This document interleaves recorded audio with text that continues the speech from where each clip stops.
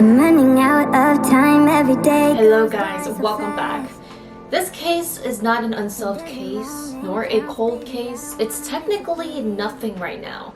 And the reason is because the victim has not been identified. We don't know who this is. We do know that something very, very wrong and freaky has happened to her before she passed away. The really freaky part is no one has reported her missing even till this day. But the entire nation of Korea is looking for her. This story has been blowing up Korea thanks to 그것이알고싶다, one of Korea's famous documentary. Even if you're not in Korea right now, I thought that we can help this case. Try to get as much clues and tips as possible. Any suggestions or something that you guys could give to help this case a little bit. Maybe you have a friend of a friend, a family member who lives in Korea. So before we get started, someone suggested me to get pom-pom earrings, so I found some, and look at these cute pom-pom earrings. I got my newspaper print little dress right here, super cute. I can't believe it's the new year, you guys. How do you feel? It's finally 2021, and I'm so excited to start this year because I am ready to say goodbye to 2020. Like, girl, just go away, goodbye. Okay, not to show off at all, I just wanted to kind of unwrap. So on May 29th, a man was walking by somewhere called Arabekil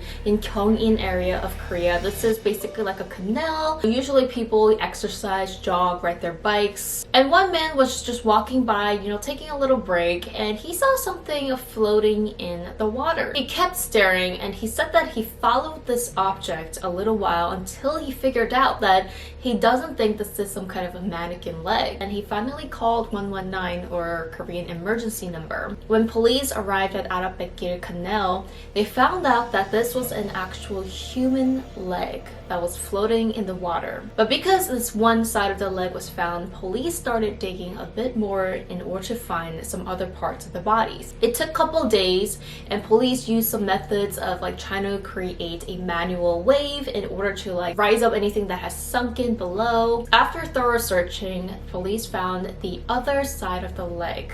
So doing some forensic and DNA testing, there was limited information that the police could gather, and it was that it was a female and she had to be a blood type B. So this is the only thing that they were able to gather. Police did an investigation, trying to search through CCTVs, suspicious cars, and unfortunately, they weren't able to solidify anything or really get down to anyone that seemed suspicious. Now, 2 months later, an elderly man who was hiking to find rare mushrooms, which these rare mushrooms grow in the steep parts of the mountain, and it's off trail, it's where people don't go. And this elderly man that lived nearby just happened to go and find some mushrooms, and while he was hiking, he found something that was really suspicious, and again, later it turned out to be a human skull. Now, what was baffling was that the DNA of the skull matched the legs found in the Arabekil Canal. Also, the upper body part was found in the same steep part of the mountain. Now, the place where the skull was found was about 1.8 miles or 3 kilometers away from where they found the body parts in the canal. Now, they could gather a little bit more information about this woman, and they were able to gather a computer-generated facial reconstruction of this woman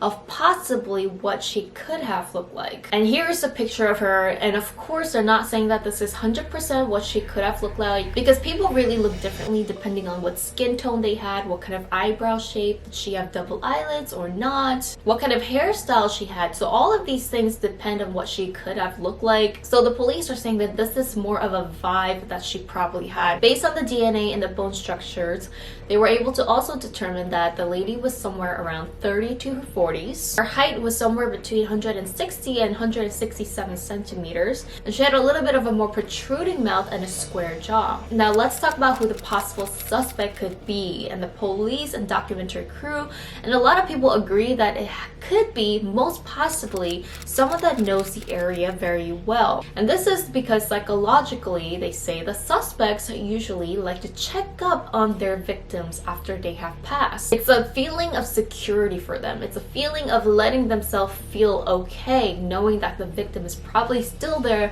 where they know very well, and they probably came back to check multiple times. Or if they didn't come back to check on the victim multiple times, they at least know where the victim is, because again, it's a security thing. Going back to the victim, one of the biggest evidence that we we have and what makes this case so weird and freaky and unusual is the fact that all of her teeth was grinded. Police, forensic people, like professionals say they have never seen something like this ever in their career. So this victim, Jane Doe, her teeth was all grinded by a special machine or a special handpiece, I should say, usually that dentists use or someone that like works in the nail or like toy little craft people. They use these kind of machines and her teeth was all grinded. It's as if someone really wanted to conceal her teeth and really never wanted her identity to be revealed. Now you might ask, well, why can't they identify her with fingerprints? The only thing that wasn't found about Jane Doe was her arms, her fingers, her hands. So with her teeth damaged and not having fingerprints, it's almost impossible to identify her if no one has reported her missing. So there's evidence that the victim had resin filling in her teeth and about 3 of her teeth was completely missing, which could mean that she was about to do some kind of procedure in her teeth and she passed right before that. Professional dentists gave their opinions to see why her teeth could be missing. Missing bottom 2 teeth could indicate a possible future teeth alignment procedure. This is a very popular thing to do. They remove the bottom teeth in order to align your teeth because sometimes teeth could be very crowded. But the top missing canine teeth is still a mystery. Dentists say that they never really remove the canine teeth because it's one of the strongest teeth and they don't remove this to do any alignment. So the fact that she had her canine teeth removed, it could possibly mean that the suspect was the one who removed it and not like any dental procedures. Now along with this, again, all of her teeth was grinded down, like really messy. Now according to professionals, it takes them a very long time even just to pull teeth out or to grind teeth down. So it would have taken the suspect a very long time and a hard job in order to grind all of her teeth. Other professionals also say that it smells a lot when you're pulling people's teeth out or working with their teeth. Like a really messy job, really hard work. It's time consuming. It's not something that a lot of people do. Why did he or she go such a long length to conceal the identity of this victim? Was it because if the identity was revealed that he or she would be the first person that they would suspect? Now, could the suspect possibly be a female? That's possible because we really don't know who the suspect is yet. Now again, a suspect had to be someone that works with these little hand pieces in order to grind the teeth. So it could be someone who works at a nail salon, a dentist, a figure piece artist, something that have to do with arts and crafts. Most likely it wasn't someone that took this victim to like an open wide, nail salon and did it. It could be someone that had their own little space of work to do this lengthy job. Also, experts say that it's questionable that if the suspect was a female,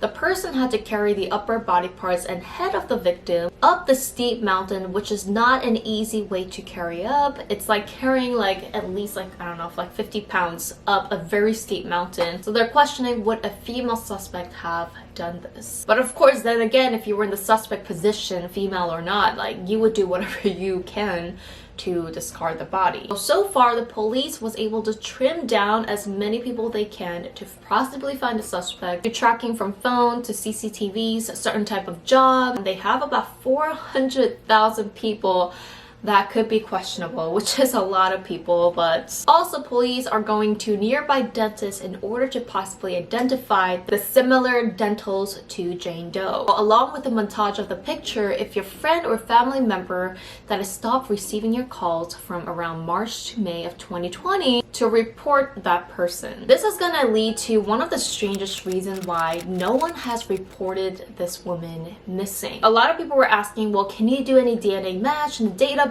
That's very hard to do if no one reported you missing. No one of your family member reported you missing and gave their DNA in order to match Jane Doe's DNA. Unless if you're a criminal or a certain type of person, people don't have everybody's DNA in the database. So right now, no one has stepped up that matched the DNA of Jane Doe. Now, it could be possibly that the woman could be a foreigner. She might not be Korean. She is Asian, but who knows? She could be North Korean. She could be Mongolian or or very similar DNA to our Korean blood, if you are from a foreigner and you don't have a passport, or if your visa expired, like your family members back in your country is not gonna know that you're missing. And I'm also saying North Korean because there was a comment down in the 그것이알고싶다 video where this person commented saying that they have a North Korean friend who is not picking up their calls, who lives around this area and wants to call and report it to the police. That's a possibility. Like, it could be someone that's just not Korean, not South Korean. The second reason could be someone that is a runaway.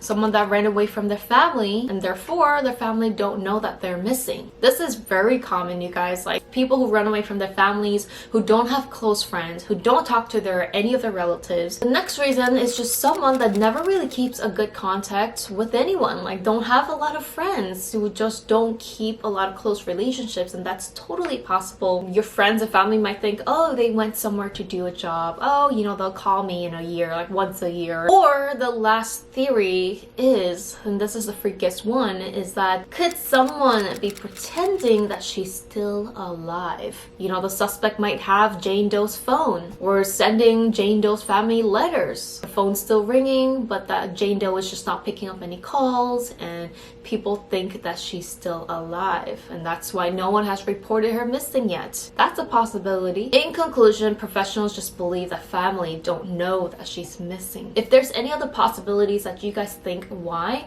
leave a comment down below. Now, a great last message by the documentary 그것이알고싶다 was that the way that the victim's body was found seems like a desperate cry from none other than the victim herself. The way she was found in the canal by someone that was just walking by, because a lot of people, when you just walk by a water canal, yeah, you stare at it once or twice, but they say that people don't really like sit there and like stare at something. But the fact that this man happened to be there that day when that body part was there, also the way her body parts were found in the steep mountains, this was off trail, like people don't go here, it's very steep. And how the victim got a huge attention from the public and the media, it could be literally a desperate cry from the victim, letting us know that she had a very unfair injustice, a horrible way that she was treated before she passed, and she desperately wants us to know and find her. It's almost as if like her energy or ghost is just leading us to try and find her